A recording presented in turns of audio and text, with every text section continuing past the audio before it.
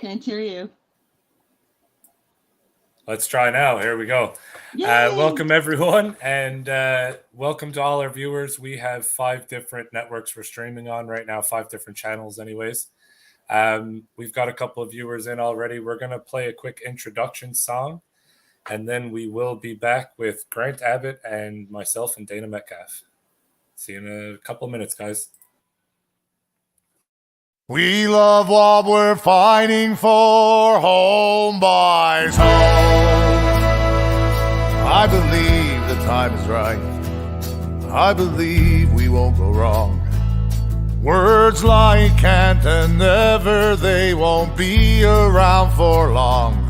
There's a rediscovered spirit here of people proud and strong. 'Cause we know what we're fighting for. We believe in what we're fighting for. We love what we're fighting for. Home by home.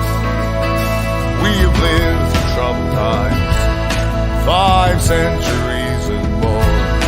We can see the problems coming miles before they hit the shore.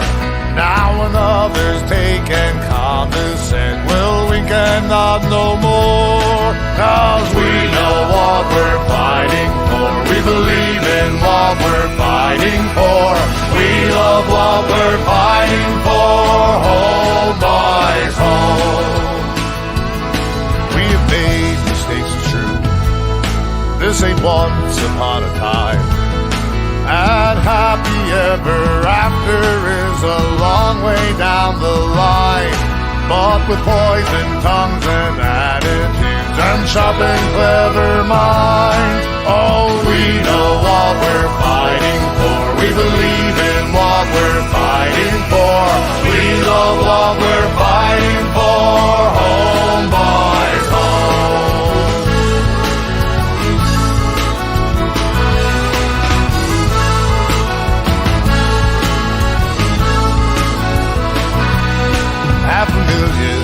Side by side, from the big land to the bay. Join a peaceful revolution, let's make history today. Will the have-seen finally conquer, thank the have-nots in their graves? Oh, we know what we're fighting for. We believe in what we're fighting for. We love what we're fighting for. Home boys home. If you're near, if you're far, facts can guard your native coast. Tell the naive patronizers the whole truth they needed most. Just look them in the eye and sing our battle cry, our toast. 'Cause it's now or it's never. We've been pulled apart forever. And if we'd only pull together, all for home now, lend a hand. 'Cause we know what we're fighting for. We believe in what we're fighting for. We love what we're fighting for. Home boys home. We love what we're fighting for. Home boys home.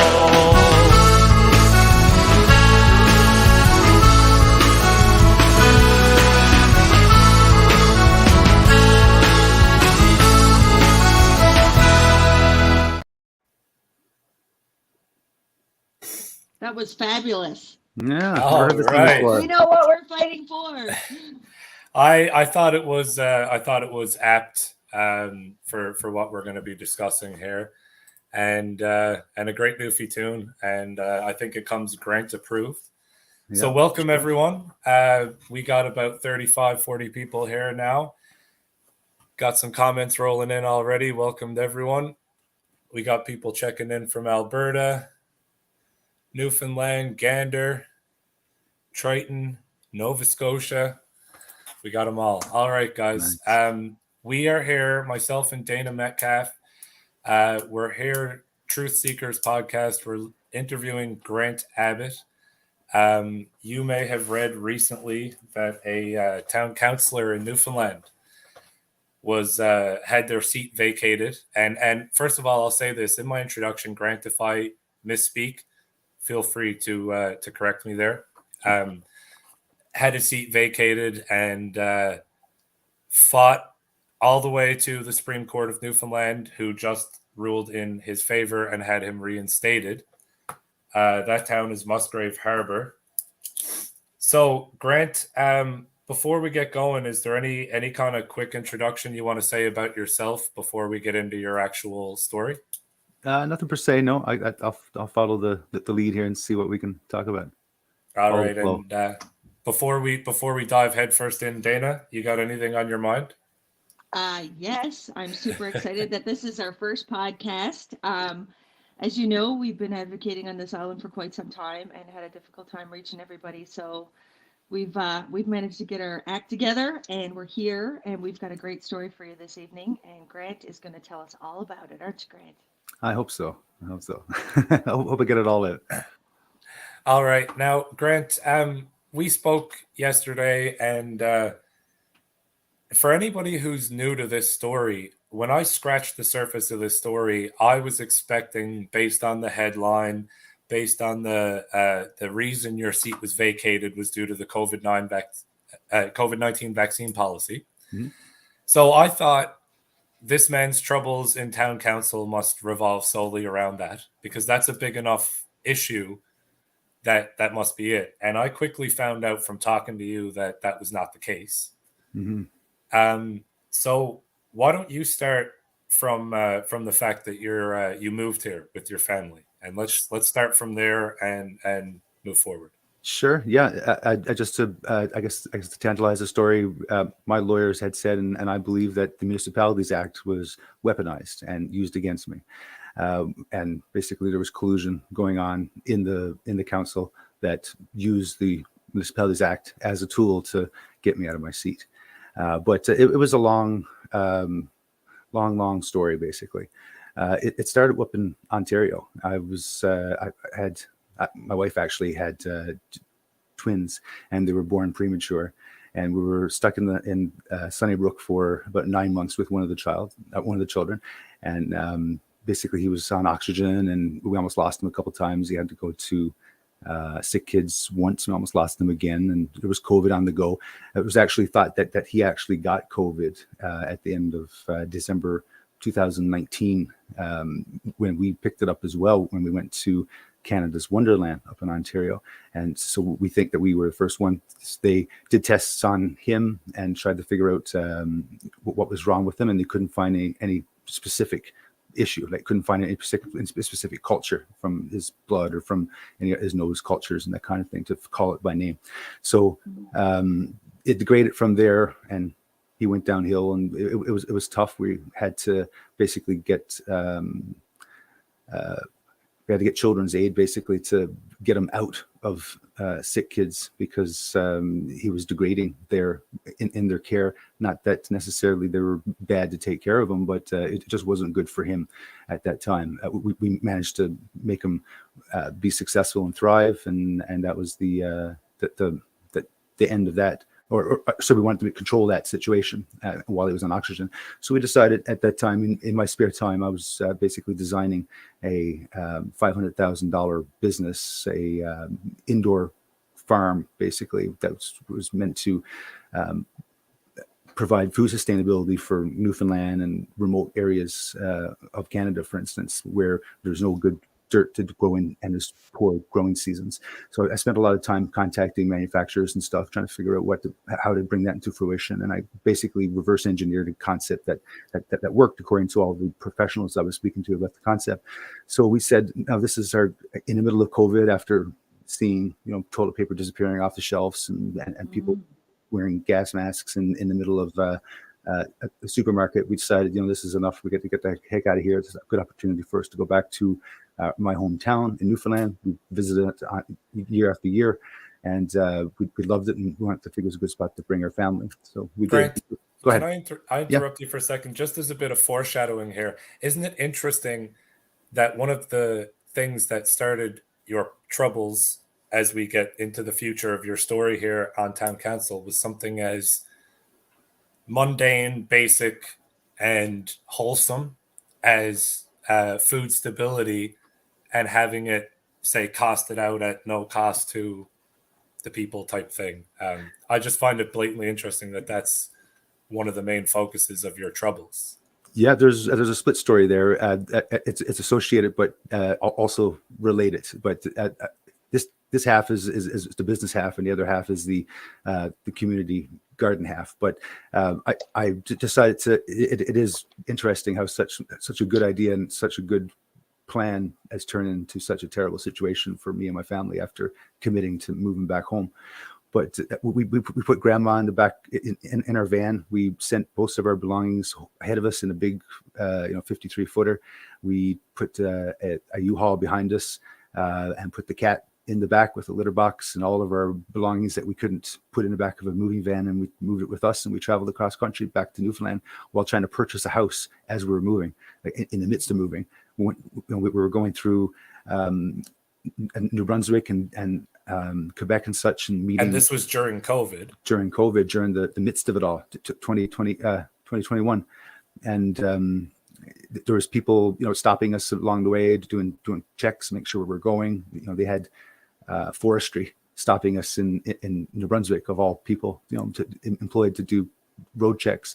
And once we got to the ferry, we were trying to close on our house and trying to make sure their insurance was going to accept our house that we were trying to buy, to basically have our moving van go into it once it arrived ahead of us, right? And we were unsuccessful, unfortunately. Some problems happened to that, and we had to pull out of that purchase and move into a little place for the rest of the winter. But it's are you going to sing us a song, Grant? Not today, Peter. Thank you. So basically we continued oxygen going for our child while we were in Newfoundland for the first few years, or for the first year rather, and all the while just getting comfortable and trying to locate a different house and purchase a different house. So it took us almost, I think, how long did it take? I think almost a year. I think, if I'm thinking properly, to actually close on our house, on our current house. And in the meantime, I was trying to pitch the concept of having community unity, and just trying to do things like cleaning up the beach, trying to secure a graveyard that was abandoned, that people, inadvertently, with excuses, have burnt bonfires on top of for the past 30 years. I'm just trying to make it stop, not necessarily to blame anybody or get anybody in trouble or shame anybody, just to get the stop, so that if anything were to happen in 50 years, they decide to develop it, put some buildings down there, that no one's going to dig up the people, just as simple as that. And I was also pitching a community garden, which was a 100% provided by charity community garden, which 5% administration costs were being offered to the people responsible for working the money to administer these funds, right? And I brought this idea to council because I had the idea of the business, and I used ideas to the importance of food security, and said, why not do it for the community? So I reverse engineered concept. Let me clarify just so we get this. You're on town council at this point? Currently, yes. Okay. No, I mean in your story. Oh, not in the story yet. No. No. So you're a resident of Musgrave Harbour now, and you're taking the business from Ontario, the business concept and stuff that you developed, and you're figuring, let's apply it to my community now. Exactly. I actually wanted to run it in the community. I wanted to actually build this business too, by the way, in the community. When I brought it up to the community at a later point, when I was on council, basically they didn't even look at it at that point either, because I was trouble at the time. So they didn't want to consider it as a business. They just said, no, this is not going to work. We don't want to listen to you right now, so let's just pass and move on to new conversations. But Before we move forward, you were not asking them for any money. No money whatsoever. They didn't understand the concept whatsoever. They didn't read it. I don't think it wasn't absorbed properly. We weren't allowed to I wasn't allowed to attend the meeting because COVID was happening at the time too, with the old council, and I wasn't allowed to interact with the council to ask questions or correct things. And then I started dealing with emails. I started responding to, hey, sorry, I listened to the meeting. You guys didn't understand that it's not actually costing us any money. I'd like to speak to you through. It's very important to me. Let's continue this. Can you please bring us up next council meeting? Shortly it became problems. It became a problem for the town, me communicating this way. They were getting ready to end their term. The people responsible for the running the town were not interested in who interested me as a human and my ideas and such, because they had already caused me trouble with the concept of this, because they were spreading rumors that I was actually going to build a community garden on top of the graveyard that I was talking about cleaning up a little while ago. And this was a persistent rumor. People were bullying me about it, and claiming this is what I was going to do. I had people calling into the town, contractors who I called asking for help with their tractors and such, and they were calling the town saying, "Hey, Grant wants to clean up this graveyard area, and he needs tractors. Do you know anything about this?" And they were saying, "No, we're not responsible for Grant. We don't know what he's doing. He doesn't represent the town. We're not interested in continuous this," and basically embarrassed me in front of all these people I was trying to mobilize to do this work. So basically, and then I had to push back harder, because I was like, what are you doing? What are you talking about? This is not true. And then I had to do videos and stuff, basically saying, I'm trying to do good here. I'm not trying to do bad. And then, embarrassment came about it from it. And people, I had 2 lighthouses, features that were decorative, 4 feet tall with lights inside of them. They were both dragged up the middle of the town with a rope behind an ATV in 2 different periods of time. My wife witnessed one of them being dragged off, and the other one was presumed to be the same, the same fate. I had someone come and threaten me here at my house, and they had a peace bomb put against them. I've had a shot put through my window while my children were here inside the house. I've had people being extremely mean to me and not responsive to any sort of logic whatsoever. And, they're very virtuous in the way that they put themselves off and advertising Pink Shirt Day and how they shouldn't bully people. But in the meantime, they're not listening to anything I say, and think that and say things about me that are totally illogical. Go ahead. Grant, I just want to point something out to you, and then I'll pass to Dana because she's got something. I just want to point out, this is the type of person you are based on how I know you over the last day or so of chatting with you. You glossed over some pretty horrific stuff there as if it was running off your shoulders. Yeah. We're talking about, like, you've got children, you've got a wife at home. We're talking about some pretty serious harassment. Doesn't even describe it fully, I don't think.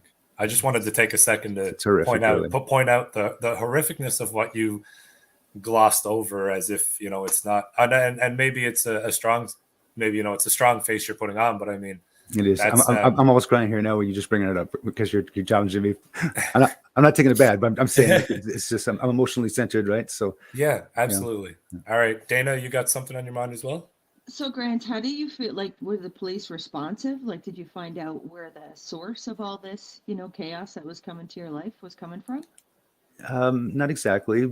I had videos of it, and I put together a video, and people know in the community who those 2 vehicles are. I'm sure of it, because they are likely friends, and they likely park in the same parking lot all the time, and hang out with each other. So anybody who knows them go, "Oh, that's those 2 trucks." And I've been told that some people have been admitting to it at parties. So people know who it is. When the police came, basically there was no crime in progress. They were, they'd done an investigation. They asked people questions. There was no further risk and no reason to spend any more money on the investigation. So if something were actually still occurring, then they'd be out here in an hour, because it takes an hour to get here to my community to respond to any sort of thing from Gander. But that's unfortunate, Grant. Yeah. And anyone living in, I'm going to say rural Newfoundland, likely this is anywhere in rural Canada, they feel your pain. Yeah. If you don't have an RCMP detachment in your community or the next one over, oftentimes you're waiting. Yep, exactly. Now, I think this is a good time to segue, because at this point in your story, you're not on town council. Nope, still not on town council. And you are being harassed and threatened, essentially abused. Like, I don't know how else to describe it. The shot was while I was on town council, but all the other activities were done on town council. Okay, so at this point, you're not on town council. And how many people are in Musgrave Harbour? Roughly, I believe it's like 890, 900 people. Okay, we'll call it 900. You're about to run for town council. Given you're so problematic, given all the things you're trying to do, like build a garden for people to have food stability and the like and all this. You ran for town council. I'm guessing you got cleaned out. Nobody voted for you, and that's that. Everybody hates No, vegetables. yeah, I actually put out a piece of paper to the town, highlighting all my ideas that I've been stewing about over the past 5 years or 10 years being away, wishing that I was back home in my hometown, and wishing that my hometown was able to be successful. To take advantage of the things that my town is able to do, and coming home with all these ideas and ways to make it happen, and to come to the town to suggest these ideas. People voted for me. There was like 260 people of the 580 that were voting approximately. I might be off by 10 or 20 one way or the other, but it's approximately that number. So it's like 49.1% of the vote, I do believe. Because people wanted me to make a difference. In the beginning, there were a lot of people supporting me outwardly, and people were also supporting me negatively during that period of time because of what came before, right? That my reputation that was formed by someone else. And so when let's back that up, Grant. Again, it's I think this is your nature. You're a very humble man. 900 people in the town. Let's say 600 of them are voting, and you got 200 and how many? 265 approximately out of the 50, out of the 560 or whatever it was. Yeah. So, and I'm rounding up on their end just to get. Sure. I'm not great at math, so it makes it easier for me to look at. For how problematic you were, for the intense abuse you were put through. It seems like that was coming from a smaller portion of the community than it maybe at first would have seemed. Like, did you run for town council expecting that much success given what was happening to you? I wasn't sure. I knew that I'd get in. I was confident I would get in. I didn't know what numbers I would get, but I was feeling that there's only about 20 or so people that were buddies of people and their extended family or when I say family, I mean extended people that were hearing rumors and being able to be stoked by these people. Because like I said, my reputation preceded me. Not many people know me here in this community anymore. I've been away for 20 years. The people who did know me knew me 20 years ago. And the people who knew me in between didn't know me much because I always spend time with my family and not spend time out in the community doing things. So anybody who thinks that they knew me currently knew me from 20 years ago or from the experience that they had with me in person. So people were excited. People were saying all kinds of positive things. But then slowly, these people started to get bullied themselves. I started getting messages from them saying, I can't talk about you publicly anymore and support you publicly anymore because I'm being asked, why are you supporting this guy? Because he's doing such a bad thing to us and doing this and doing that. I said, don't worry, though. We support you, but we can't go talking to you openly. So I got a lot of people doing that, even in the community who talk to me privately, say, keep up the good work.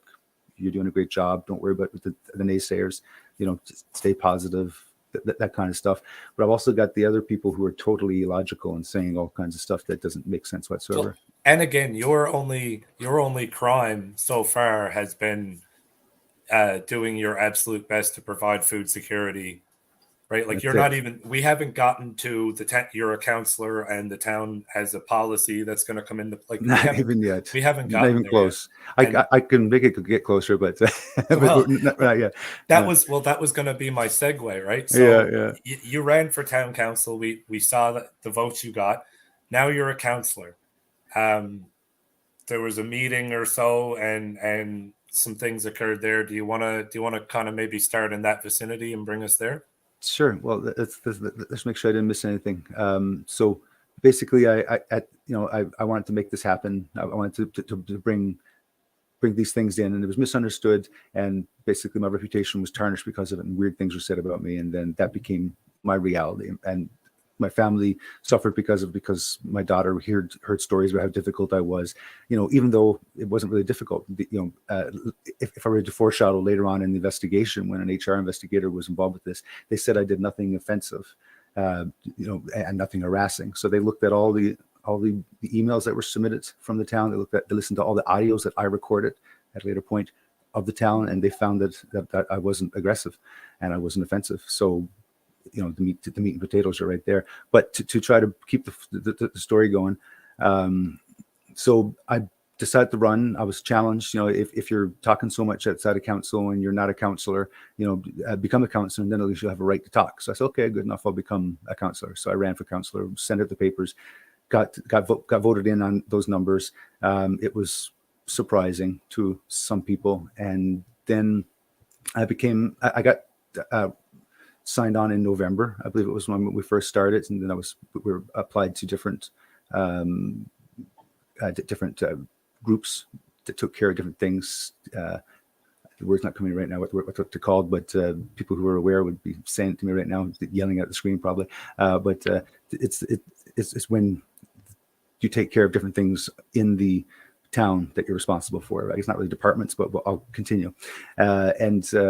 So we were assigned to those departments, and the enthusiasm was there with me as well. But what kind of things can we do for this idea?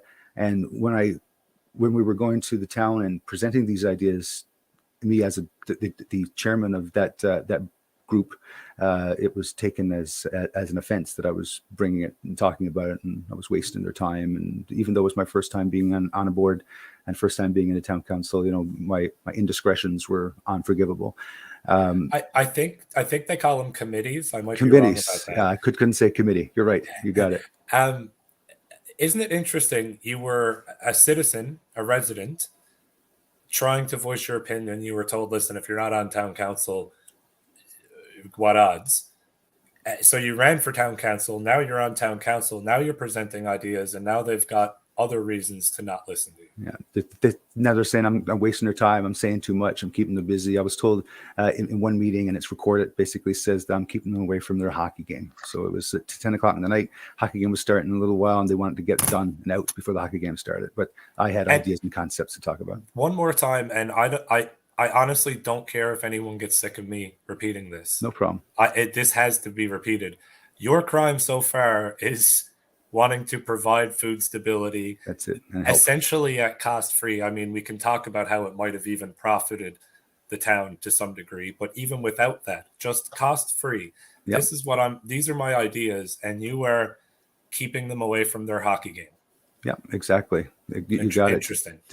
The idea that for the United Way, I actually spoke to them when it was, in the hopper to be dealt with, and it never went through because the town thought that it was going to cost them money, which it wouldn't cost them anything. And even in the report for the HR, it said that the reason why Grant was so contrary about and so pushy is because he wanted to do this community garden thing, and it cost money that we weren't ready to do because we weren't able to afford this, and he wouldn't take no for an answer. And but basically I didn't want to take no for an answer because no was the wrong answer. I had something free for you guys, and you didn't want to accept it, and you misunderstood it, and you were treating me incorrectly.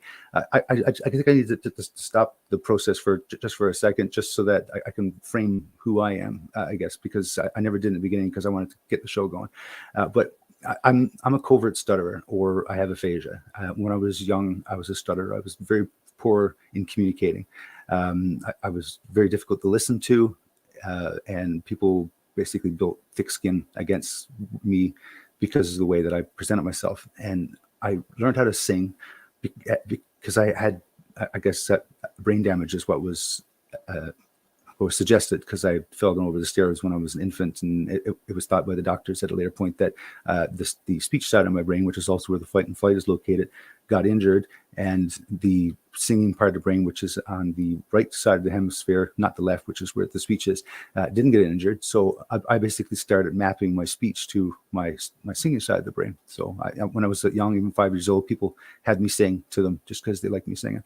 So I started to do that a lot because, I enjoyed singing. I was able to do it, and it was something that I was proud of. And people started to pick on me because I was a little singing boy and annoying and such. And that started a problem. I would even think as a precedent for where this could possibly even come from, where my reputation might have possibly even preceded me.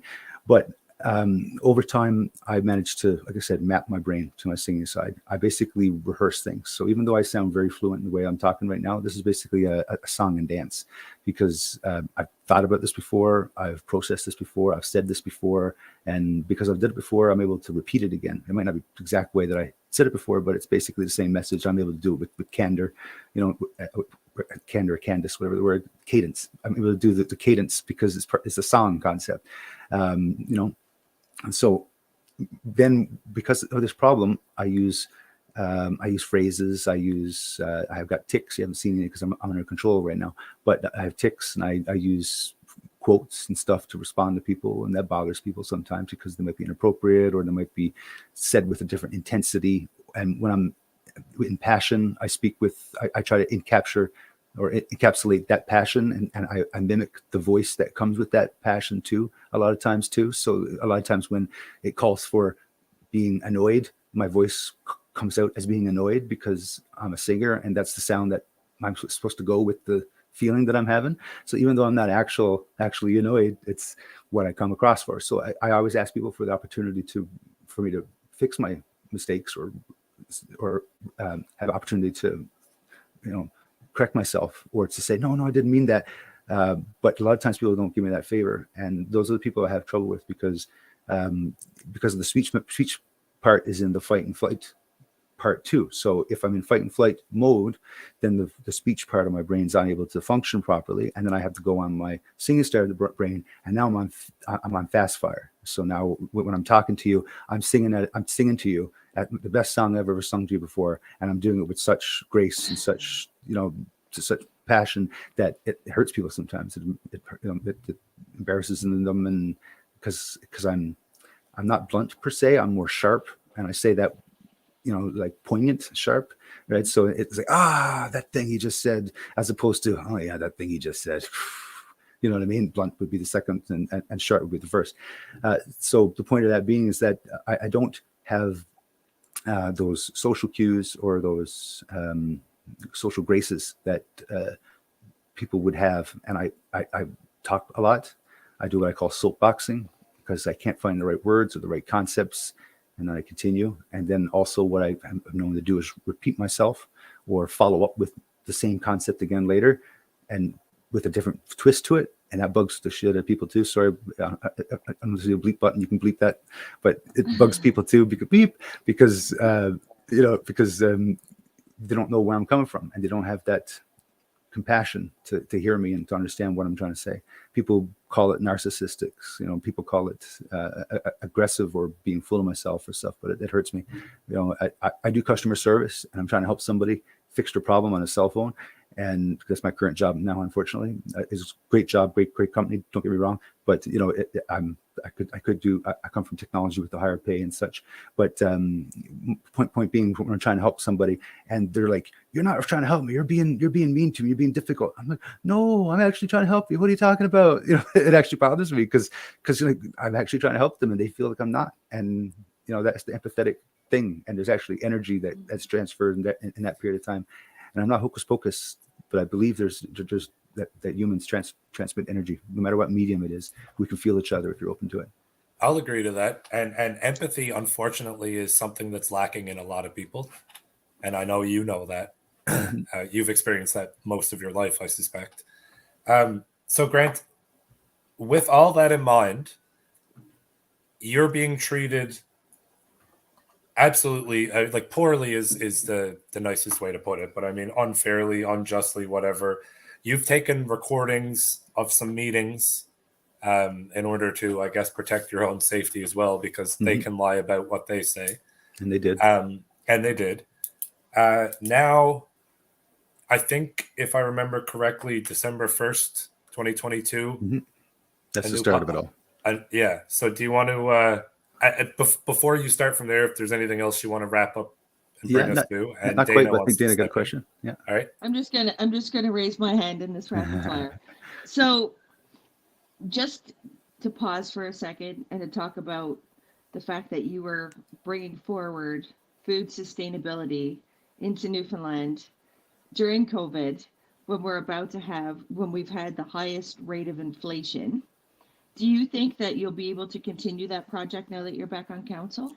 Are you going to try to stand up for the Musgrave Harbour again to get them growing some stuff? Yeah, well, the United Way, it's still in business, I would think. So I'm not sure if I said earlier, but they called me a month after the contest was closed rather, and they said to me, "Where's your application? We'd like to see it." So basically, that tells me that they still had money. They needed to give it away.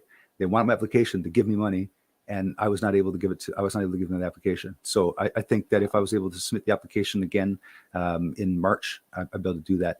I think I'm getting messed up, but the day of my last meeting in council, I was approved to create a money engine, which is basically a economic development association type organization. And I was also approved to be the heritage, I can't remember the word again, but the heritage guy. I'm the chairman. So when I get back, I've already been approved of these things. So I don't need to fight that. So they may be surprised, but I've got the recording and I can show them that they already approved that. So I'm coming back to do that. It's going to happen next year.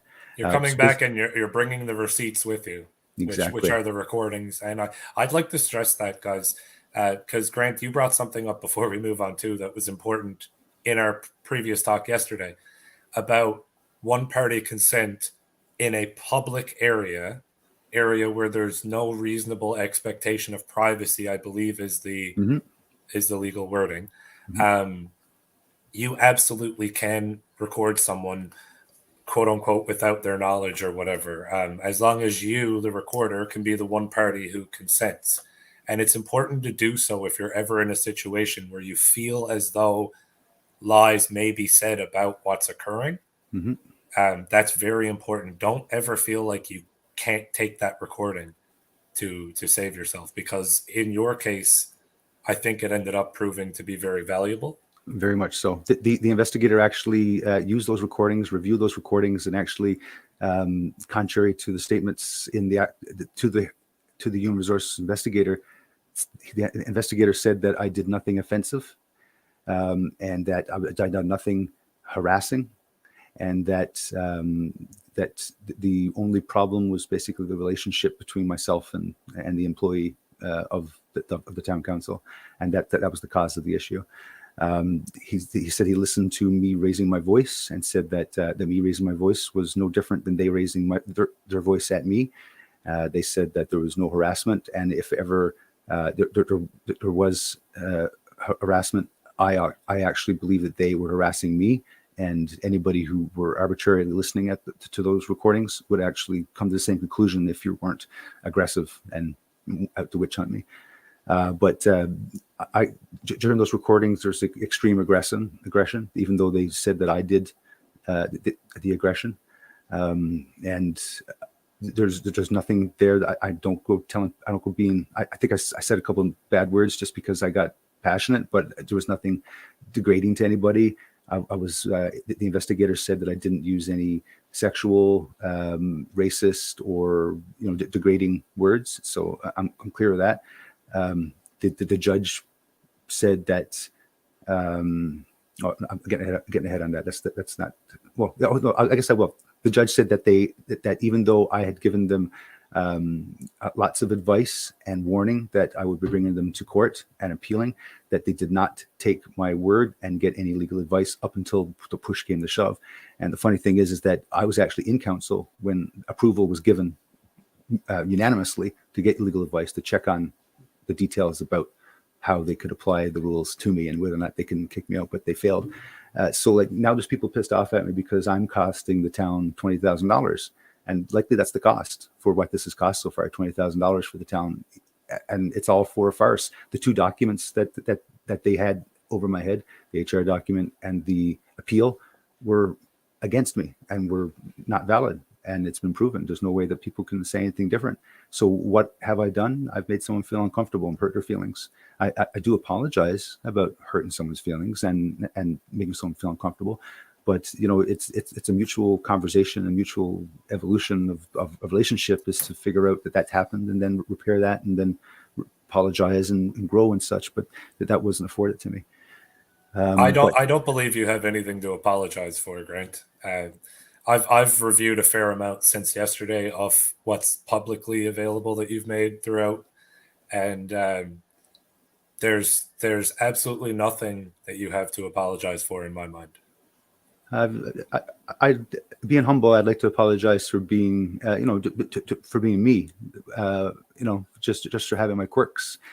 But I do try really hard to be a good person. So at the end of the day, I don't apologize for what got us here, because it was the decision of the council, not me. So Sure. Now, I never Dana, apologize for being you, ever. no, exactly. You're never. wonderful. Thank you. But before we move to the town, because we just kind of skipped ahead to Yeah, give there's a lots of little skipping. Yeah, foreshadowing. keep me on. That's inevitable when you're telling a story, especially one as long as this one. And it kind of helps that we backtrack a bit and skip forward, because it kind of reminds us. Before we get to the new policy, Dana, do you have anything else from prior that you want to cover?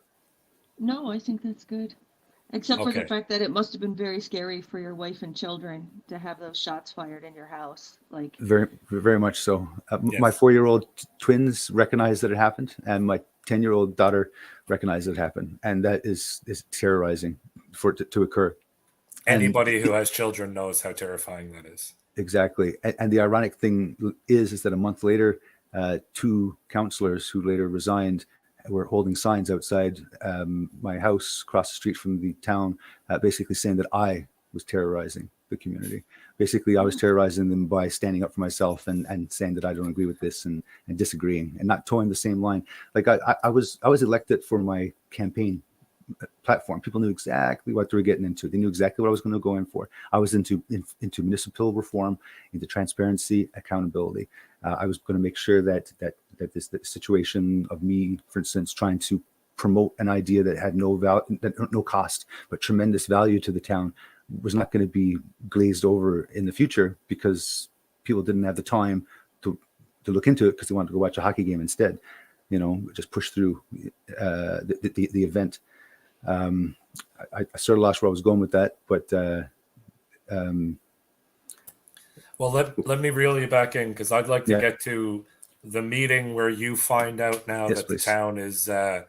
the town has a new policy, and that's going to be taking effect, giving Sure, you yeah. an effective date, whatever. Let's move from there, because that's what brings us to the court case itself and what came of it.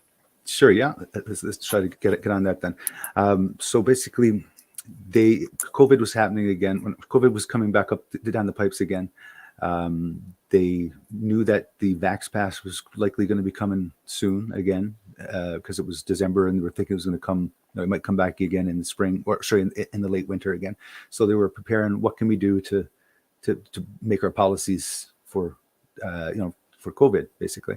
And because everyone else was doing it too, they were being asked by the government to do it, because he had employees and things, and they were trying to do that for the employee thing, right? So they started to make one for people who were on council. I objected to it, because at the end of the day, I'm a citizen. As the judge said, we're volunteers. We don't do this we get a stipend, and that's about it. But we don't do this for a job. So first, I'm a citizen. People who have issues with me and giving me a hard time and asking me if I should act better, are saying that you should be held to a higher standard because you're an elected official. No, I'm a citizen first. If you mess with me, I'm going to act like a citizen, because I'm a good person, and I'm not going to take it just because I'm expected to take it. Respect is mutual. If you give respect to me, I give respect to you. I give respect to people even if they're mean to me, but I don't freely give it, if you understand what I'm trying to say. So I basically said I disagreed with it, and that because that the policy said that if you were a volunteer, a contractor, an employee, or there's one more, or a student, you needed to be vaccinated in order for it to, and councillor, you need to be vaccinated in order for it to enter the council chambers. But if you were a citizen, you don't need to be vaccinated, because the idea is transparency. If the office wasn't shut down and you can enter the office, then citizens are allowed to enter the office, to sit down in the chambers and watch the proceedings. So that's the reason why they were putting the proceedings online when they couldn't actually get into the office, and it set a precedent for putting these videos online. So So basically I said to him, well, I'm a citizen first, so, and I'm a councillor, but you can't stop me from coming in because I'm elected too. So, it's against the law to do so. It's corruption to kick me out, and you got to make sure you check with your lawyer on this, because it's not a very good idea to kick me out at this point. And I'm going to resist it, and I'm going to do it loudly. And I hope you're prepared for this. And they basically said, well, no, we're not going to let you come in. I said, well, what happens if I come in and sit down in my seat? I said, well, if you come in, we're going to have to call the cops. So it's okay. So I'm going to sit here for an hour until the cops come, and they're going to kick me out, you think? And they said, yeah, that's what we're going to do. Okay, good enough. And so I said, well, that's likely what I'm going to do. And they said, well, no, you're not. And okay, we'll see. So they continued with the process, and they decided, and they implemented it, even though I disagreed in the next meeting as well, in the same month. So it's still in December, later on that month. So it's the 1st, it's the 21st, I think. And these are on record council meetings, correct? These are on record, yeah, and also recorded too. So anyone wants to hear exactly what's said can hear it. And there's a lot more going on to it too. I just said I'm glazing over because we only have so much time, and I don't want to be throwing stones. It's not important. This has never been personal. This is all about process and policy and procedure, how to come together, how to be one. It's not about fighting, but people are doing that anyway, and it breaks my heart that that's happening. So then when we got to the next meeting, the 21st, basically it was said, if you don't get your shot now or very soon, then you're not going to get your booster, and you're not going to be able to make it until, April, basically, when you're required to get it, when the policy would come into effect, because they had to get some notice for the policy to come into effect. So they knew by the time the policy came into effect, I wasn't able to make it. The policy also said that if you were away at work, if you were had medical reasons, but not that, it was updated later, but not COVID vaccinations. It never said in the original draft, but later it did, and said that if you have childcare issues, then you can get an exemption and do a remote call-in. So I asked for a remote call-in. They wouldn't accept it. I persisted throughout the next few months and continued to ask before every meeting if I can call in, and that's part of the documentation to show that I was being persistent, right? Which is part of the reason saying I was attending, because I was asking to attend. They basically said no, and I went online, I recorded the meeting, and I attended. I was present online, but they wouldn't let me speak, even though some of the citizens accidentally pressed the button a couple times, accidentally pressed the video sometimes. I didn't press the button because I didn't want to be cocky and rude, even though someone who is narcissistic or aggressive probably would. Hey, I'm here. You're not letting me talk. Blah, blah, blah. It's just not me. I'm not, even though some people might think I am that way. It's not me. I stand up for myself, but I like to say, I don't throw crap, but if you throw crap at me, I'm definitely going to throw it back at you. Right. That's my, my philosophy in life. So they said, no, we're going to do it. So I said, well, it's not going to happen. I'm not going to do it. So even though I could have lied and could have said, well, I've got a medical reason. I'm sick and I can't go outside and I got to stay inside and I can get a doctor's note if I wanted to. That could have been a medical reason. Or I could have said every meeting, oh no, I got childcare issues. I got 3 kids and I got to stay at home. So I'd rather go online instead. I didn't do that either, because that's lying and that's unethical. And I didn't want to do that. So I ended up having the 3 months expire. But before we get to that point, throughout this, I was recording meetings, and I recorded the public meetings. I also recorded one private meeting, but that one private meeting was my meeting. It was all about me. There was nothing else talked about except for me and my behavior. So I decided to record that meeting, and also ended up releasing that after some time because people pushed and shoved me. And so I decided, okay, well, if you don't know what's going on, I'll release it, let you know what's happening. And there were complaints made about me. There was some legal threats made about me. There were some union grievances made about me. I picked up a garbage can down at the park and moved it from the water to a building so it wouldn't blow away. And they told me off because it was a union job. I looked in the Canadian Tire catalog to take a look at some ideas that I had about purchasing some fire pits, and they filed a grievance. That's part of the union grievance, because I was doing a union job. This is we all need to pull the same rope. We all need to be enthusiastic and do this job together, and not be this is my job, that's your job. I was in the hospital once. My father was passing away, and I looked up at the top of the next to the ceiling there, and there was one of those old-fashioned borders from 1995. The ones with the little strips up at the top, right? And it was painted over. So I said to myself, the reason why that's painted over is because removing that border was not in the job description of the union person. and they painted it over instead of removing it. And You're that's not wrong. no, that's just ridiculous. And that just kills us. It kills production, and it kills, unions had a purpose in the day to protect the individuals. They didn't protect them for these shots. I don't know what the purpose of them are anymore, because it was about making sure they wouldn't go in the mines and making sure that they were treated fairly and they weren't going to be killed. And now we're going through this process. Where are the unions standing up for these shots? Right? It just doesn't make sense to me. As a personal tidbit, just because of what you said, Grant, I'm currently on medical unpaid leave from my employer. I have been ever since the vaccine mandate came into effect from our government, and my company continues to enforce the vaccine mandate, even though it's been dropped by the province. We do have a union, and my union rep told me nothing we can do. It's ridiculous. That's their job, is to protect you. Why don't they protect you? You have a choice. Like if this was, yeah, exactly. If down the corner, unions represent the company, not that, but that's not how they were set up, supposedly, right? But that's a different story. Well, and unions also have investments, right? So Yeah. a lot of their investments were within the pharmaceutical companies. So That's true. That's true. Yeah. washing hands. Yeah. So, to continue the story, then I guess too. So yeah, I was causing these issues. These very benign issues. I supposedly I took some document and I modified it, or I created it, and I didn't. There's only one document, and basically the document was to get an idea that I had, which was mats for stability to get to the beach and floating wheelchairs. So basically, I done copy to provide to go into the application, and then once the human resources report came out, basically I was doing something incorrect, and I was showing them something that they have already done many times before, and I shouldn't have been doing it. Right. So I'm not sure if people forget, if people get cloudy on their memories, or if they're actually intentionally lying.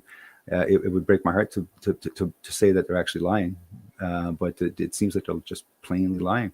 In the beginning, I said, these people are good people, just making bad mistakes with the mob mentality, and that does play a part on it, the mob mentality. Because if your buddy believes it, then you're going to believe it too. If you love him, you know what I mean. Why would that person lie to me? He's a really good person. He never done me harm before, but you got the proof is in the pudding, which is the HR report and the appeal, right? I did nothing except for be me, but I digress. About the vaccination, right? So you have a question? I think you. Well, no, a question. I was just going to say, there's also, and I don't know if I misunderstood this last night, but is there still currently any type of investigation going on, human rights wise, into what happened? Yep, there's a human rights investigation currently at 2 cases that are open. So basically, they got through the screening process of being valid on the surface. The 2 cases is one for my disability, and the other one was for the vaccination policy itself. So those are currently going down the pipes. I don't want to comment too much on the nitty gritty on it, but the town wanted me to pull those back and give me $10,000. I said no to it because I wanted the truth to come out. So they ended up having to pay $5,000. So that they save money by me continuing in the process. So if anybody's concerned about me being too aggressive, I just saved you $5,000 by continuing. So I hope that has some weight to all you guys that are complaining. So like I gave these guys warnings that I was going to cost money and to stop this before it cost them a lot of money, and they didn't do anything about it. So I don't feel, I feel bad because I'm the cause of it, but I don't feel bad because they made their own beds, right? You remained in honor, so to say, in legalese the entire way through. Your intentions were constantly displayed, articulated to them. What would you do if? What you were willing to do if, and I suppose that'll probably come out in the human rights investigation as well. But we're going to kind of gloss over that part. That's ongoing. Yes, yeah. The Supreme Court. I think a lot of people were surprised to read the headline that they got to read. I saw from CBC, there was also the Toronto Star had a write-up. I have people in my life that are surprised when I'm telling them what happened, because they're looking at me saying, "Why isn't the news reporting on it? What do you mean?" And I said, "Well, there's this article," and they're saying, "Yeah, but I mean, I'm on the evening news here.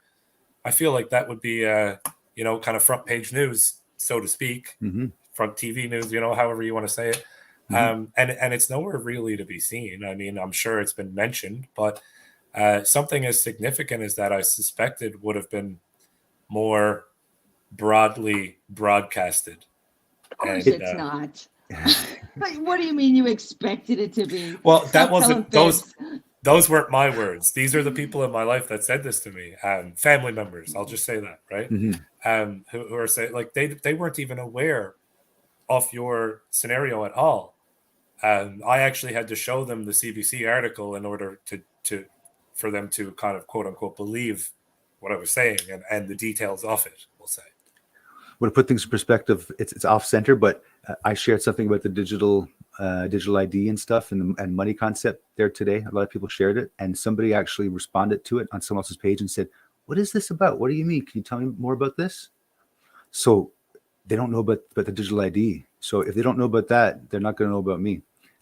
People exactly, this next week is going to happen, right? Next week. Yeah, so there's people in nearby communities 15 minutes drive away who don't know about the story, even though, I've had bullets through my window, and I've had my family terrorized, and even though I've been a villain, even that story hasn't gone too far. It stayed local, right? If it was important, it would go, but so they're not sharing it because it's too big. Actually, I think that what you had mentioned last night is important. That they say that all the lawyers in Newfoundland are put on retainer by the government. So the lawyers that I had were municipal lawyers, and they were engaged because I'm part of the system. I was elected, and because there's a procedure in place that takes care of what happens when I'm kicked out of office, they were forced to take my case. That's something I wanted to point out, because there was a couple of comments earlier from a Facebook user named Stone Lee, and I think Nikki Hurley played along with him there. You're part of the quote unquote the corporation as an employee, as a government official. So the Charter of Rights, I suspect, was probably used in your defense in court. It wasn't done properly. No, I think it was held back, or it wasn't exercised due to the focus of the case, because you had to put the Attorney General on notice, and then you had to gather certain information and do that. But that wasn't brought forward in my case. I think it went a little late. Okay. But yeah, fair enough. So can you give us some highlights it was ruled in your favor? That was basically the headline, and then it gets into some kind of partial reimbursement of some cost of some sort. CBC didn't get into detail. The Toronto Star went into a little bit more detail. Can you give us a couple of highlights of what it meant to have the ruling in your favor? What does that mean for you now, tangibly? Well, I'll see if I can pull that together. So the corporate, I'll come on the corporation first. We are indeed a corporation. The town is a corporation of Musgrave Harbour, and we are the shareholders as citizens in the town. So we're not customers, even though they might treat us like customers. We're not. We're shareholders. We're the same as if we pay money at the co-op in Gander. You know what I mean? We're technically owners of the co-op. So when we went to the town to answer to us, we need to have them answer by either our voice, by letting them know what we feel and having them understand what we want by our loud voice, or they need to make their own decisions themselves. And if they break the law, they can be looked into the police. But if not, you need to bring them to court in order for it to figure something out. So you need to bring them to either small claims if it's a trivial matter, Supreme Court if it's something serious. So I had to bring them to Supreme Court in order for it to enact this problem. So once April came, that was the date that I was officially no longer a councillor, because I spent time online listening to stuff and commenting through correspondence, asking questions and things like that. So I was participating and therefore in the meeting, right?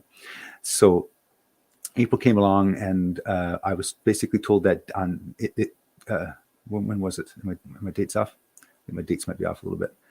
Let me think for a second. Oh, I think I know when it was. January, the end of January came along, and I was told that I can't go into my the meeting that day. They said first I could go, and then they said I couldn't go. That day officially, I was still technically a councillor according to the report, and I should have been allowed to go. If they were trying to enact my me being not available anymore, then they had to wait until the next day or something when the policy came into effect. So they did it prematurely. So even acting under their own guise, they didn't do it properly.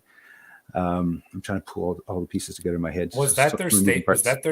Was that their stated reason for not allowing you to that meeting in January? Because that's before you had a certain amount of time where you were to remain a councillor, correct? They said I wasn't paying attention. I wasn't following the rules, because at that point in time, they caught me recording my meetings. So that they were upset about that, and they basically adjourned the meeting that I got appointed to the Money Engine board and also the Heritage board.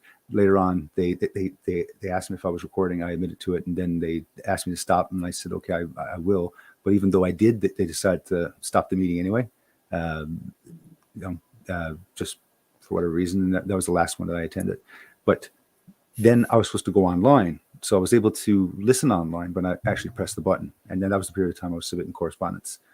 Then those 3 months that passed, so February, March, April, those are 3 months that they were waiting for me to time out.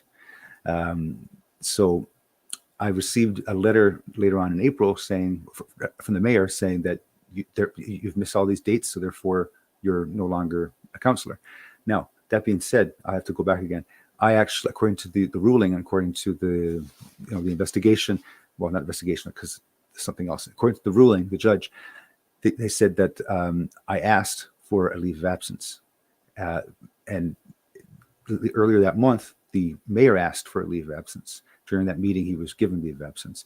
When I asked for leave of absence to wait until COVID was over, not COVID, but the vaccination, the Vax Pass was over, they didn't address it. They didn't say yes, they didn't say no. So there was a problem there because they didn't allow me to enact my right to object. So if I went to the court at that point and I said, hey, they're not letting me attend my meetings, we'll say, did you ask for leave of absence? Yes. What they say? They never answered. We got to have them answer. We can't waste the court's time if they don't answer, right? So they never actually let me answer. So they let the time expire. They wouldn't let me do it. They were being difficult. And then once it came to the point where the 3 months, they hastily sent me the letter from the mayor only. They didn't vote on it or nothing like that. And technically, according to the judge, they didn't actually officially kick me off council because they never voted on it. And also they never allowed me to go to be considered to be put on leave, because they could have very well said no. They could say no if they want to, but they didn't even say no. That's the problem. The judge also said you can make up policies too if you want to. Doesn't matter. You can make all the policies you want. But when this is a paraphrase basically now. It's not, he never said this like word for word, but you can make all the policies you want, but you can't go against other policies that supersede you. So this Municipalities Act supersedes anything that the town had, and I warned them about that, but they didn't. They didn't take heed at all. I think I'm lost. Should I put me back on the table? No, that's actually a perfect spot to bring me to. The Municipalities Act supersedes whatever policy they were putting in place. I'm glad you brought up, they never actually officially removed you from town council in an official on paper capacity. What I mean by, so you were quote unquote removed or had your seat vacated and whatever, but it was never actually formally voted upon. It's embarrassing. For it to get to the Supreme Court of Newfoundland to find out it was never actually voted upon, is that not like gross negligence on their part? Or shouldn't you have been all this time a councillor and they pay and be charged for their incompetence along the way? I think so. I think if I were to have pushed this hard and pushed the envelope, I think I would have been able to got more. But I'm not into it to make money. Like I was thinking that I was going to get $40,000 to pay off expenses, and this including damages and stuff, because that's what I was being set up for by my advisors and such. Never actually cost that much at the end of the day. But I was concerned. What was I trying to say? Second now. It's part of my speech problem. Well, let me ask you this while we're doing it, because you just brought up the cost. Yeah. Oh, 40,000. Yeah, $40,000. So it never cost that much money. So what did it cost you? It cost me, I think $15,000. So I still need around $10,000 to pay off this. Gross negligence was a question. So no, I think they didn't want to set up a precedent large enough to take all these things, especially in relationship to COVID. I think that's the main meat and potatoes, because you got to keep in mind here that this is not a regular lawyer who's looking to do things and make a mark for themselves.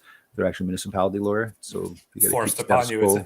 It's essentially the city employee version of legal aid is what you got, essentially. Exactly. Yeah, you right? get it, exactly. So, I couldn't take the same lawyer that the town had. I had to take the other lawyer. So yeah, they have two. Exactly. And I will say that is an actual issue here in St. John's. The majority of the law firms are on retainer from the provincial government. If I were to take up action against the provincial government, they are now in a conflict of interest and cannot take my case. Yeah, I found that out firsthand, the hard way. Yeah, and then I had another lawyer, kind of tell me to kick rocks. So that's right. There's something we glossed over something again here, and I want to bring this back.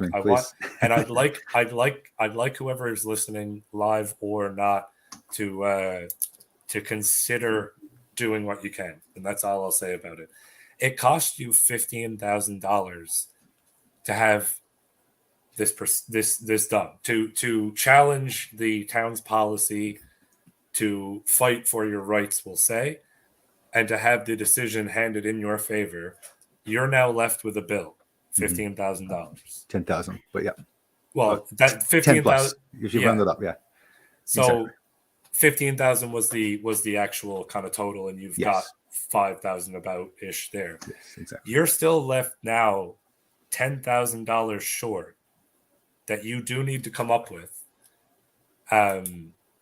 simply for having taken this action upon you. Do you have a way that people can donate to you if they are able to and they're willing to?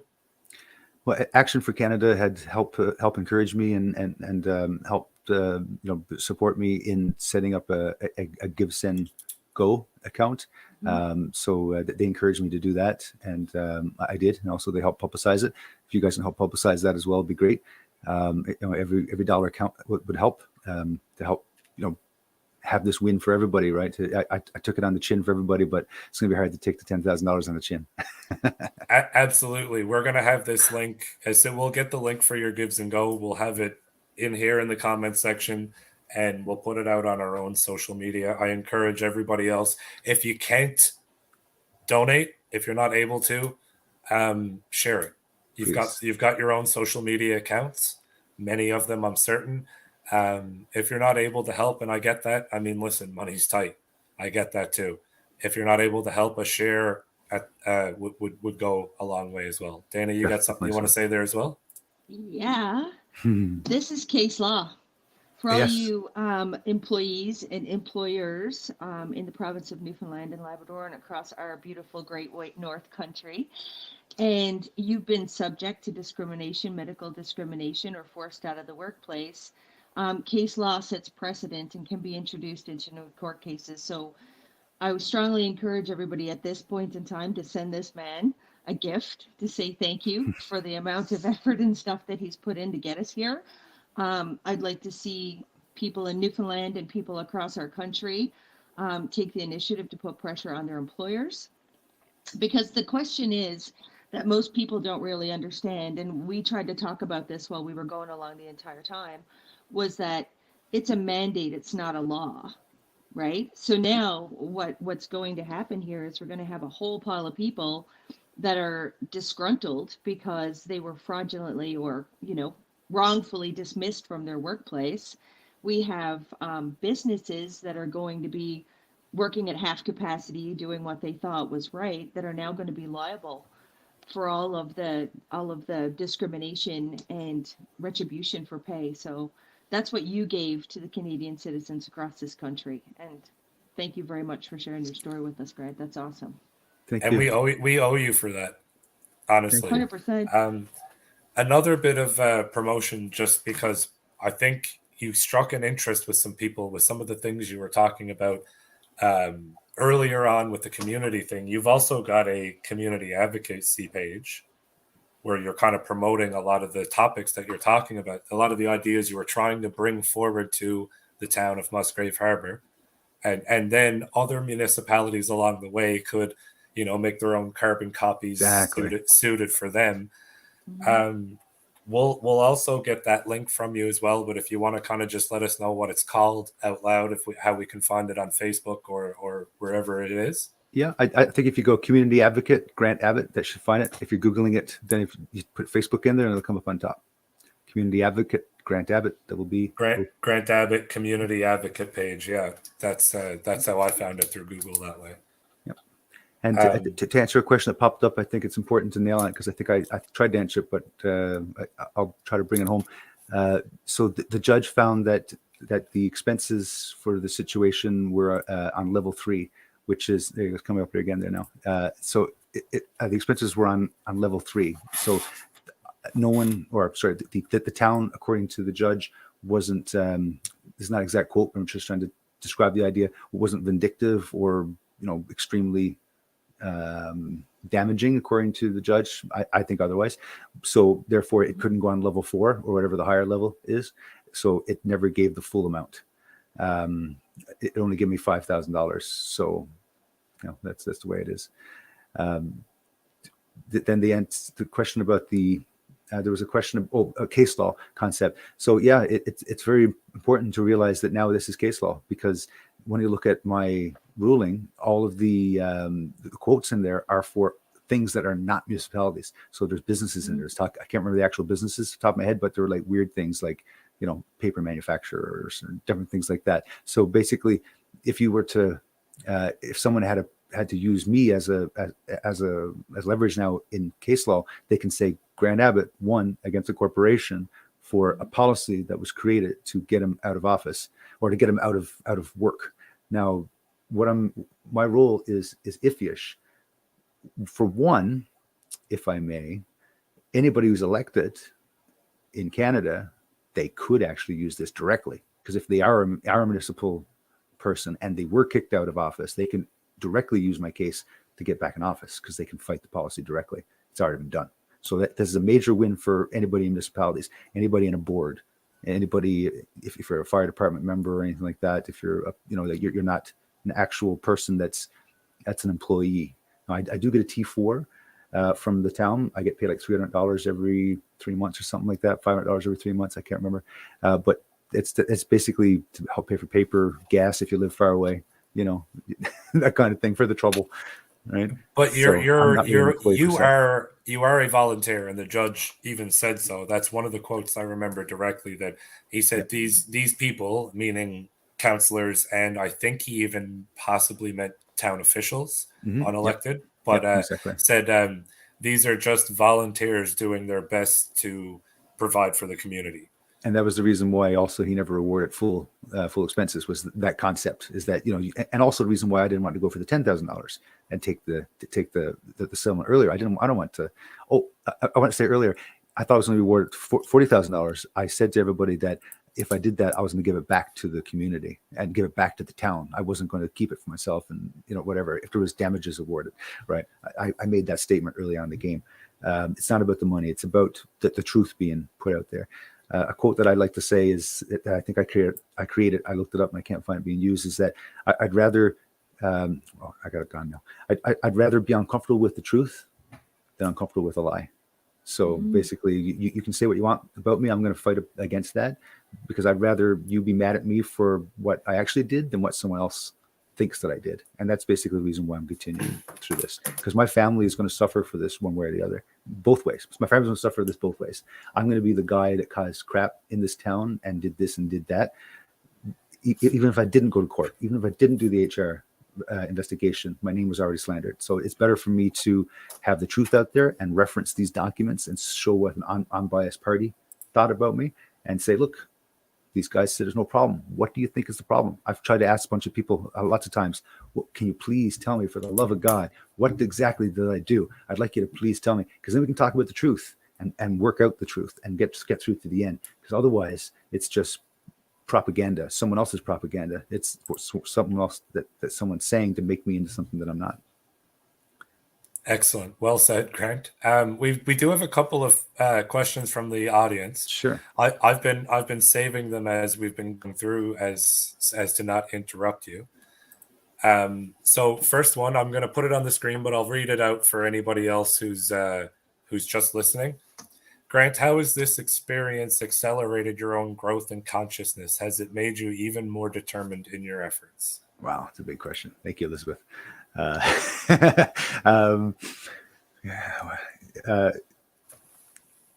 It has made me understand that the saying that you can't please everybody all the time concept, like when some people some of the time, but not all the people all the time. The people that you can't please all the time are those 10%, and they actually exist. That they're real people. That no matter what you say to them, no matter what truth you say, they're going to believe whatever the heck they want, and they're going to say whatever they want, and they're going to do whatever they want, and they're going to project it on you and say that you are the thing that they are telling you that you are, or sorry, they're telling you that they are, rather. You know, so it's a real thing. I'm really into psychology. I have trouble with words, as I told you. So being able to prove that I understand psychology and use all the lingo and the buzzwords, I can't do it. But having an understanding in my head and how it works, and to make calls which are fair, I think I'm really good at that. So knowing that's valid. I posted this one as well because you were kind of answering that question as you were going. It's a follow-up from Liz as well. Has your opinion changed about the system now that you've been through this? The system being governance. It's got to change. It's no good.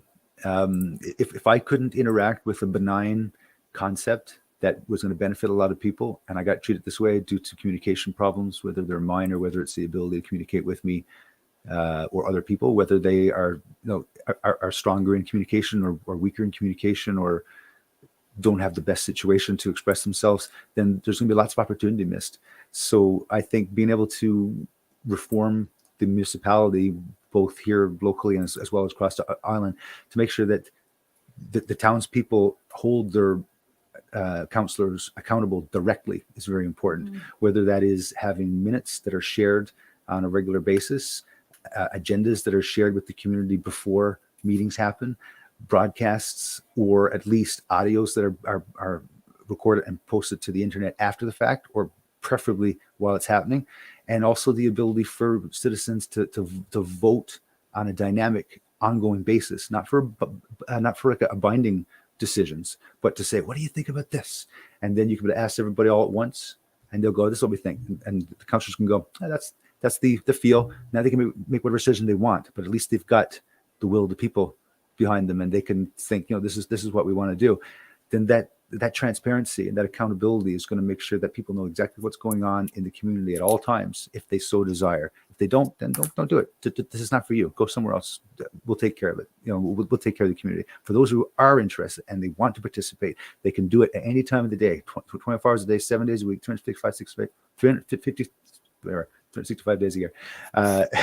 And go back in time and say, what did they say on this particular date? Because I heard they said this, and I don't think that's true, or I don't think they did that right. And then go back and take a look at that, and oh no, they said that. No, they're not arseholes. They actually said that. They're good guys, or they said that thing, they were going to do that thing, they never did that thing. Whatever happened to that thing? Accountability. Exactly. That was my platform, was accountability, transparency, and municipal reform. People knew exactly what I was going to be doing when I got into the office. It was on my paper when I set it out. The people who voted for me knew it. People were encouraging me, and some of these people at this point, now they're embarrassed and they're now discouraging me, though, because interesting, isn't it? It's very, very, very discouraging. And one of these people even pushes the envelope to embarrass the town as well. So it's like, where the heck does this come from? But you know, at the end of the day, if you know what's going on in your community, you can interact with it. And then if you question it, you can get answers from it. And it's not behind closed doors. It's not private. It's not, you know, the old style was that you need to ask for the minutes. You can do it, you know, a month after the meeting happened, after they've been approved in the next meeting. And it's a skeleton minutes. And then if you ask for it, you got to pay 30 cents a page for it.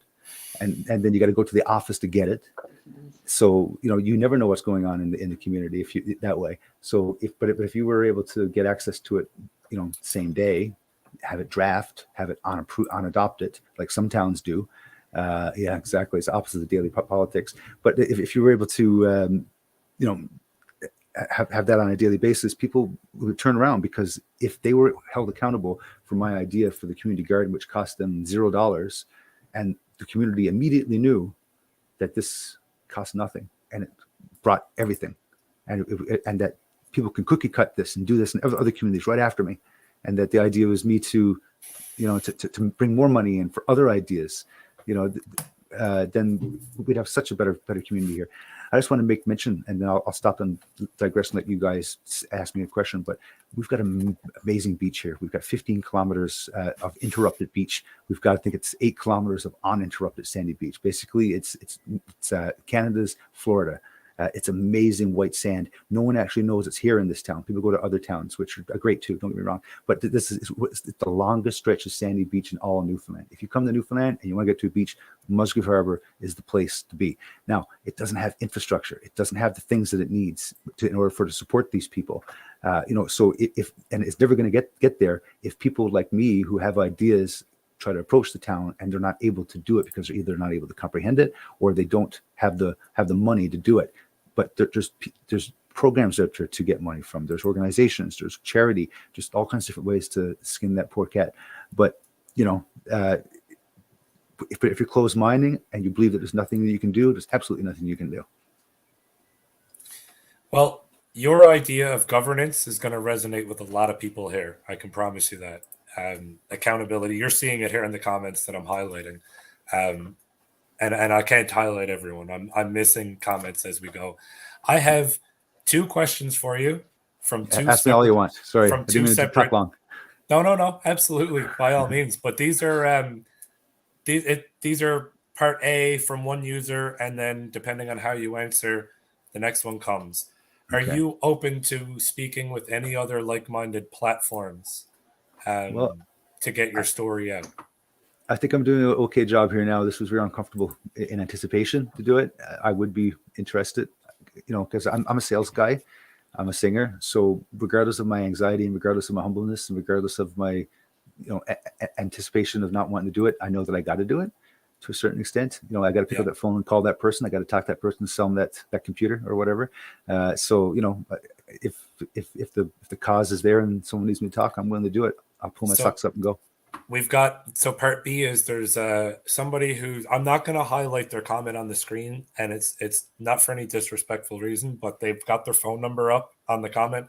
I mean, it's there in the comment section, but I just don't want to exacerbate that at all. Yeah, it's recording, so. Yeah, but it says, Grant, may I interview you on a podcast at some point? Their name is Benita Pedersen, and their name here is All Fired Up for Freedom. Yeah, sure. No problem. Send me a message on Facebook. We'll chat. Yeah, if you want to connect with Grant, send him a message. If you're unable for whatever reason to do that, you can always go through our channel and we'll make sure you guys are put in touch. Yes. You're getting requests now for not only songs, but also you're getting requests to come down to Marystown. 6 hours away. Newfoundland's, I think that's a problem with Newfoundland. I think I want to mention that in retrospect from what I've been observing, people are spread out so far, and it's hard to get people to come together because you're not all in the same spot. If you have troubles in Port aux Basques or in Port, it's hard to get people to come to St. John's to support them, right? And you guys have been experiencing that. Dana, this has been our problem for the last however many years now, trying to get. We got 500,000. It said it in our intro song. We've got 500,000 people here, but trying to physically get to them is almost impossible. Yeah, That's unfortunate. And trying to reach them digitally isn't always easy either. So it's a tough one, but we're trying to crack that nut because it needs to happen. Mhm. Absolutely. Well, this is the way to do it. The audio, the audio and video. For my singing, if you type in Grant Sings for You for the number, Grant Sings for You, one word, or just Grant Abbott Vocals, or Vocalist rather, Grant Abbott Vocalist, you should be able to find me on Facebook. And we've got a compliment for Benita here as well. That is the offer you got to be interviewed on their podcast. Awesome. So somebody seems to know. I don't recognize the name off the top of my head, but I've been off social media for quite some time. I don't know if I said that to you or not. I'm actually streaming on my Facebook page as well right now as one of the destinations. I think a lot of people were surprised to see that account pop back up because it's been gone for a couple of years. I took a bit of a mental health break, we'll say, and it was a well needed one. Yeah. Oh, it was well needed. Grant, I want to stress again before anything else gets said, guys. This man put out, well, had a cost of $15,000 in order to get this win for everyone. It's literally it can go across the country, especially specifically if you are a municipal employee, and and a board. I suspect you can also manipulate it into so you can also stretch it into regular business too. You just need to get around the occupational health and safety concept. Occupational health and safety, which is something I wanted to bring up, Mm-hmm. but also being someone who studies provincial and federal legislation, the Municipalities Act draws its authority from the provincial body. I suspect if you're a provincial employee, I suspect there's a route for you to use this case. Yep. Quite likely. And disclaimer, this is not legal advice. That's what we're possibly. I'm just kind of considering that as an extension of the Municipalities Act. It draws its authority directly from the provincial body. So I suspect you might be able to get in there. And that Benita, from following Camp Hope and Freedom George and Ron Clark, so there's a lot of familiar names in there. Okay, so we've got a heck of a story here. I think we covered, all the notes that I had here that I wanted to hit, we hit every point on it. I want to give you an opportunity. Grant, is there anything that we didn't cover that you want to get out? Is there anything that just kind of popped into your head since we spoke last and now that you never made onto the stream yet? I think the analogy I think I'd like to make, which like just summarizes my mindset and where I am right now, I think is important. It might be offensive to some because of the comparison, but I think it's quite valid. The reaction of the community that I have, and maybe the reaction of other people, if you were to extrapolate the concept to other situations, is as if I was an abused person, and I was going to my mom and my dad, and I explained to them, hey, I was abused by so and so, and they go, oh no, you weren't abused by so and so. That person would never do that thing. They're such a sweet person. You don't dare talk bad about that person ever again, and give you a smack, and now you're being abused by your parents because, sorry, there was a hair going towards my water. I had to save it. You go against your parents because you're embarrassing. Sorry, you're embarrassing your parents because this person's such a good person. So what's happening here is, at this point in time, is that even though I've been proven to be a good person, the people who know me as myself for the past 20 years, who I've interacted with on business or as friends or in music or in sales, whatever, they know I'm a good person. They know I make good decisions. They know I'm a creative person. They know I make sound. I'm concerned. They know I don't like the word. I'll digress from that. I guess I will. I guess I'm the classical democratic person, where I like to know what everyone's thinking, I like to know how everyone feels, and a lot of times I have difficulty making decisions because I don't know how everyone feels, and I'm getting held up on that situation, and a lot of times I give up my own feelings for how someone else feels. So people who know me as that, and I take a look at me in this situation, who are telling me I'm this and telling me I'm that, it's like night and day. So it makes me, take on the psychology concept that I was talking about that I'm familiar with and think through that and think, well, look, there's the thing they talk about reflection where, they're seeing something that's totally not true because it's the traits that are in them that they're pissed off about that they have, and they're getting angry at me because they think that they see those traits in me. There's just no other way that I can frame it, but I'm learning that those things are real at this point in my life. Liz just brought this up. She's glad you used the word abuse. I was about to say the exact same thing. I actually have the word victim blaming written down here. I just scribbled it down so I'd remember to say it. That's what sounds like is happening right now, even as you are proven to have been the victim in what has transpired. You're still being blamed for what's occurred. Yep. For the actions of others. You're not even being blamed for your own actions. You're being blamed for the actions of others. Yep. What I put them through because of the actions of others. Yes, God crabs forbid. In the bucket too. Yeah. Let's talk about Newfoundland for 5 seconds about crabs in the bucket. If it's not their idea, right? If somebody that's bringing forward ideas, everybody gets all up in arms and stuff. So I think something that we should talk about is Grant lives in Musgrave Harbour, and it's okay for everybody out there to forgive each other. Like we're in very challenging times, and it's important that everybody comes together now to support your initiative on food sustainability. I think that needs to be a big focus out there. And I can forgive them too, really, at the end of the day. Forgiving doesn't mean that you're okay with what they did, but forgiving means that you can move on and be productive with them still going forward.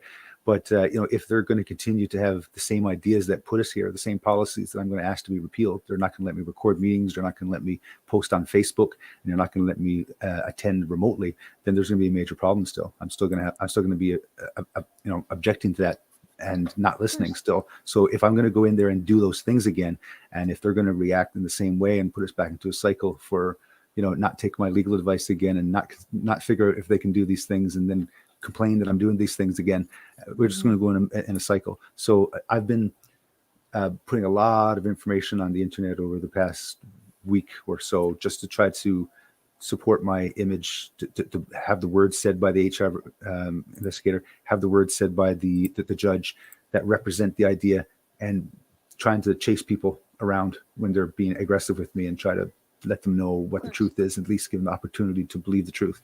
Then if they don't believe it and they're still having problems with me, you're not my friend anymore. I'm going to move on, but Okay. I'll still forgive you. I still love you. I'm sorry you made the mistake to act that way. But I'm going to try to be a good person, try to be productive, and be compassionate and concerning for other people's feelings while I'm doing it. Awesome. I think that might be a fantastic way to finalize your story here. We're about an hour and a half deep in now. I think we've covered at least the majority of what we wanted to cover. Dana, is there anything that you had that we wanted to cover about Grant's story? Because once we finish with him, we can kind of promote what we wanted to do maybe next week or whatever. But in terms of Grant, is there anything that we didn't hit that you wanted to talk about? No, I just wanted to say thank you. I know it was very difficult for you to, to put yourself out here the way that you have, and you've been through so much already. It's a true sign that you're a patriot. You believe in our community, you believe in our province, and I'm just really grateful that you gave us your time today. So thank you very much, Grant. Thank you. There's a lot more that could be said, and I'm sure people have problems that certain things weren't said and other things were said. But at the end of the day, I'm doing my best, and that's all I can do is be the best me I can be. I think you did absolutely fantastic, and I think the comment section here is proving you right on that and proving me right here. So I really enjoyed what you said about your return to council. It doesn't have to be about what has transpired now. You're more than willing to not forget, but forgive and move on, and carry on the way you were prior to having your seat vacated.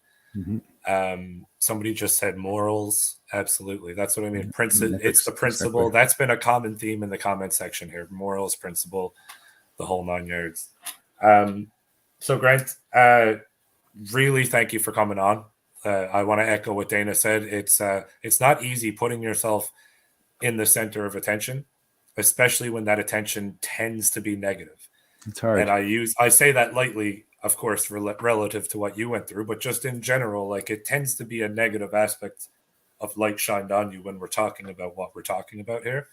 Mhm. Having the courage to tell your story, having the courage to fight the fight first, let alone tell the story after. Somebody else can tell your story, but nobody else can fight your battle for you.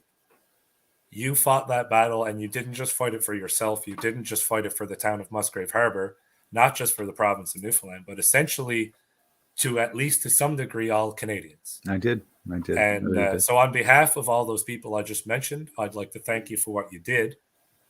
And if anybody else wants to talk to you, they can certainly either reach out to you or through us first, and we can make sure you guys get put in touch. Because I think it is a important message for all Canadians to hear. And as much as we can try to reach, we will. But there are other platforms that have larger reaches as well, and it might be beneficial to have those people highlight your story as well. So if you're willing to do that, by all means. And but in my mind, you've done the hard part already because you fought the battle. The battle is fought. Now it should be up to others to get your story out.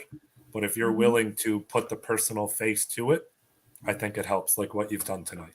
Yep, absolutely. I'm here for the long run. I'm not going away anywhere anytime soon. People were saying, why don't you give it up, stop it? But it's not happening. No time soon. I'm here for the full term at least, and I'm here long after. I'm an advocate now. Love it. Awesome. Love to hear it. All right, Grant. Well, it's been fantastic talking with you. I hope we stay in touch. Well, you've got my personal, information and all that, and Dana's as well. So I'd like to stay in touch and maybe even possibly do a follow-up episode with you once you're back on council, to see how smooth of a transition back it was. Yep, absolutely. Yeah, I'm willing. We got to keep the fire on them. Otherwise, it'll just regress back to the same thing again. All right, Grant. Thank you for coming. Guys, stick around. Myself and Dana are going to have a quick chat about what's coming up, what you can expect to see. But we're going to bid adieu to Grant here now. So, Grant. Thank you. Take care. Thank you, sir. Yeah. That was awesome. Fantastic. You got to love it. A great storyteller. Despite his, I'm trying to remember. It's the F word.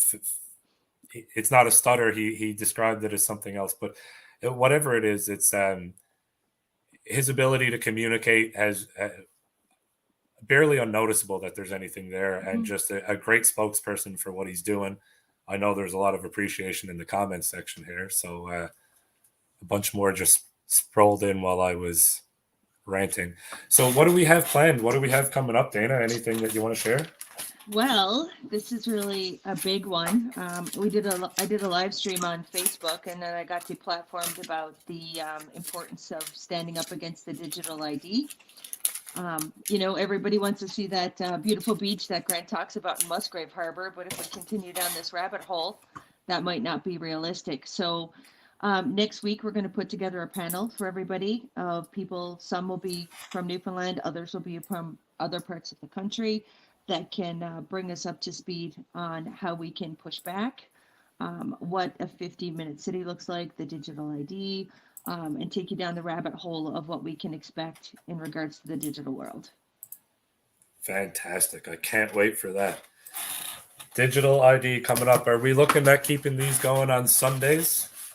Sundays, 9:30. Sundays at 9:30. So you know where to find us, and that puts us in prime time across Canada.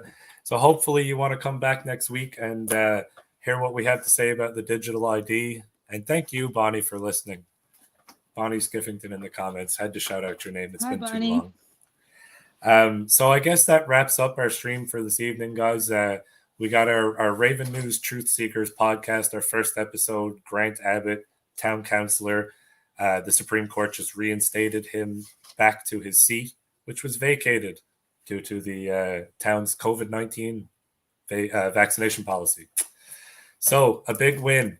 Now we need to move forward, and we need to use the win productively. Many people like myself and others are going to want to see what we can do to cite this win and use it for our own benefit as well. Before I go, guys, he does have a Gives and Go. We will have the link posted on our site, on all of our social media. Please consider donating. He's still left with a $10,000 bill fighting this fight. And if you can't, please share it at the very least. And that's the best we can do. That's awesome. It's a wrap. All right. That's a wrap, guys. All right. We thank you all, guys, live. We had consistently 60 people in here live watching. Anyone who's going to check it out after the fact who wasn't available tonight, thank you all for checking in. Thanks to all the commenters, and we will see you next Sunday. Take care. See you, Shane.